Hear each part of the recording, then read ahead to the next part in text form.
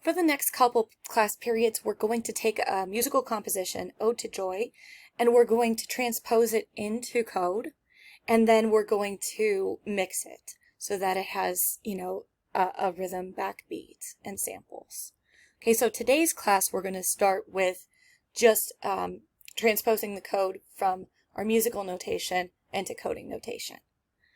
I've included a few things to help you do this, and I want to point some things out before you get started. The first thing I want to look at is the actual music. We can see that it's written in 4/4 time, so everything is going to be in 4/4 time. There are no sharps, there are no flats. I chose this because it was a very simple piece of music for us to write. We don't have to worry about sharps and flats. It's also only the right hand, and there's no chords, so I chose this on purpose because this is very simple. Okay, so the first thing that we're going to do is transpose this measure over into code.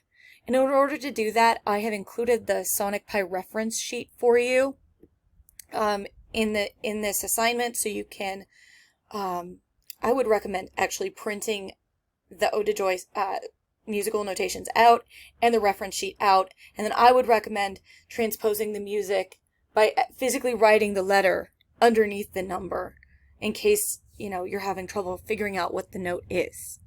I don't assume that anybody knows how to read music. If you do, that's great, and if you don't, the reference sheet is here for you. Two notes on the reference is that you're going to see that there are a couple notes that are below the staff. I wanted to point this out for a second. This is middle C. This is C4.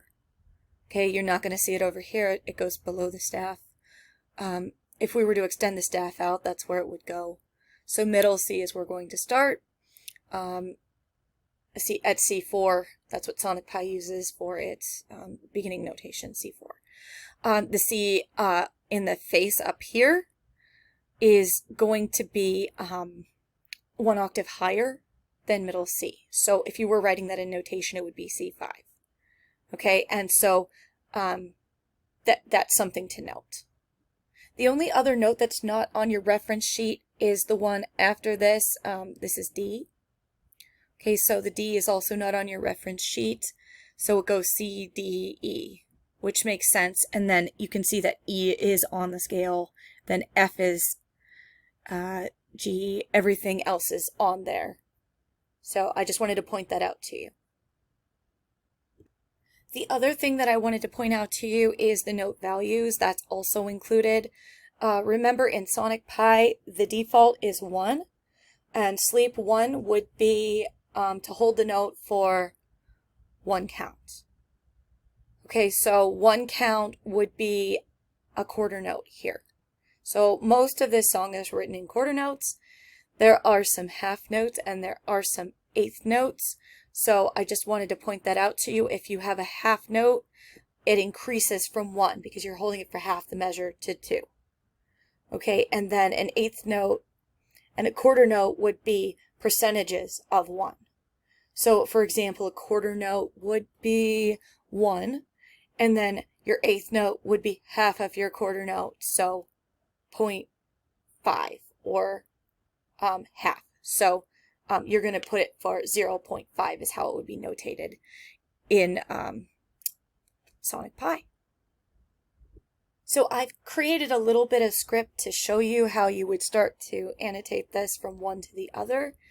And so let's take a look at the Ode to Joy over here. So we have E, E, F, G. And so you can see that in order for me to code this, make sure that you put in your colons, your correct spaces, or it will not play. If it's going to play, it's going to light up in pink or blue, depending on the play and the sleep. So what I have said here is that I want SonicPy to play E4 for 1 count. Then I want it to play E4 for 1 count, then F4 for 1 count, then G4 for 1 count. So we have E, E, F, G. And if I play that, you will hear E, E, F, G. Then I went on to do the second measure as well. So G, F, E, D. And you can see that this is my second measure, G, F, E, D. And if I play this, it's going to play Ode to Joy, those first two measures.